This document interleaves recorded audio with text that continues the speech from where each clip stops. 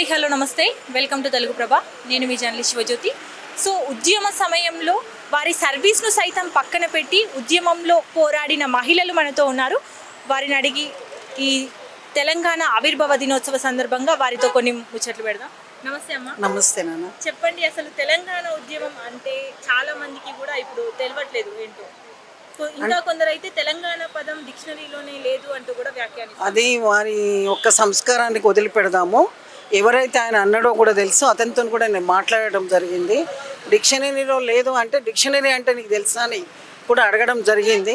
అటువంటి వాళ్ళు మాట్లాడిన దానికి పట్టించుకొని అవసరం లేదమ్మా. ఎక్కడనో ఏమంటారు, పుట్టేడు శనగలలో ఒక రాయి, ఆ ఒక్క రాయి ఉందని పుట్టేడు శనగలను వదులుకోలేము కదా. అది కూడా అంతే, ఆయన గురించి మనం పట్టించుకోవాల్సిన అవసరమే లేదు. తెలంగాణ ఉద్యమము 2003లో మేము గవర్నమెంట్ ఎంప్లాయీగా ఉండి కూడా తెలంగాణ ఉద్యమానికి రావాలి, తెలంగాణ సాధించుకోవాలనే దాని మీద నేను నా జాబ్కు రిజైన్ చేసి టీఆర్ఎస్లో జాయిన్ అయ్యి తెలంగాణ వచ్చేదాకా పోరాడినాము. మహిళా జేఏసీగా కూడా తెలంగాణ ఉద్యమకారు కోదండరాము గారితో పనిచేసినాము. తెలంగాణ వచ్చిన తర్వాతనే మేము విరమించుకున్నాము. అప్పుడిగా తెలంగాణ వచ్చేదాకా మా శాయశక్తులు ఇక్కడున్న మహిళలందరం కూడా పోరాడి తెలంగాణ సాధించుకున్నాము. తెలంగాణ కోసం అమరులైన వారి కోసము ఈరోజు నివాళులు అర్పించుకోవడానికి మేము ఇక్కడికి రావడం జరిగింది. వారి త్యాగాల వెనుక తెలంగాణ ఉద్యమం ఎంతుందో అనేది తెలుసుకోవాలి. ఎవరో ఏదో మాట్లాడిన దాన్ని మనం చరిత్రలో తీసుకురాకూడదు, కనుమరుగైపోతారు వాళ్ళు.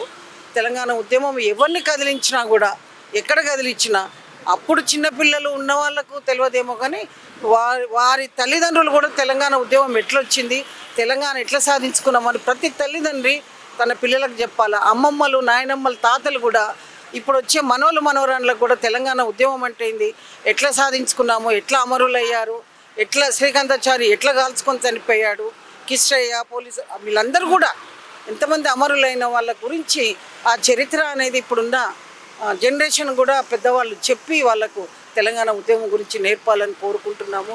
అమరులైన వారికి మాత్రం మేమందరం వచ్చి నివాళులు అర్పించాము. ఎందరో వీరుల త్యాగాల ఫలితం తెలంగాణ. సో తెలంగాణ ఏర్పాటైన తర్వాత ఈ ఉద్యమకారులకు కానీ అమరుల కుటుంబాలకు కానీ న్యాయం జరుగుతుందంటారు. ఇప్పుడు సీఎం రేవంత్ గారు మాత్రం మొన్న ఈ మధ్యలో ఉద్యమకారుల కమిటీ వేయడం జరిగింది. మెయిన్ కోదండరామ్ సార్ గారు ఉన్నారు దాంట్లో. తర్వాత కొంతమంది మెంబర్స్ని వేశారు. కోదండరామ్ సార్ ఉన్నారు కాబట్టి ఇప్పుడు ప్రతి ఉద్యమకారుని ఆయన గుర్తుపట్టగలుగుతాడు. కొన్ని ఏదో కేటగిరీలు పెట్టుండో అట్లా కోదండరామ్ ఉన్నాడు కాబట్టి న్యాయం చేస్తాడు అనేది మాకు నమ్మకం ఉంది.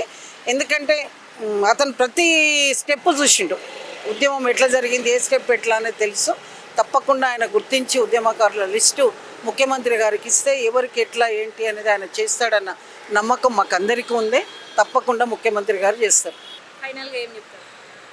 ఫైనల్గా ముఖ్యమంత్రి గారికి చెప్పేది ఏంటంటే, ఇది అతి త్వరలో కూడా ఉద్యమకారులను గుర్తించి, ఎందుకంటే ఏజ్ ఎక్కువైన వాళ్ళు కూడా ఉన్నారు, వాళ్ళను దృష్టిలో పెట్టుకొని తొందరగా చేస్తే వాళ్ళు బ్రతకుండగానే హ్యాపీగా ఫీల్ అవుతారని మాత్రం కోరుకుంటున్నాము. మేము ఉమెన్ పెన్షనర్ అసోసియేషన్ కూడా పెట్టాము, తెలంగాణ ఉమెన్ పెన్షనర్స్ విధంగా.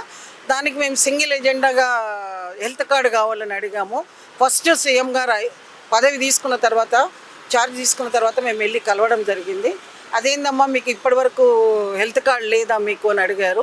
లేదు అన్న తర్వాత కూడా మొత్తం డీటెయిల్స్ అన్ని తెప్పించుకొని ఈరోజు మాకు హెల్త్ కార్డు కూడా ఇవ్వడం జరిగింది.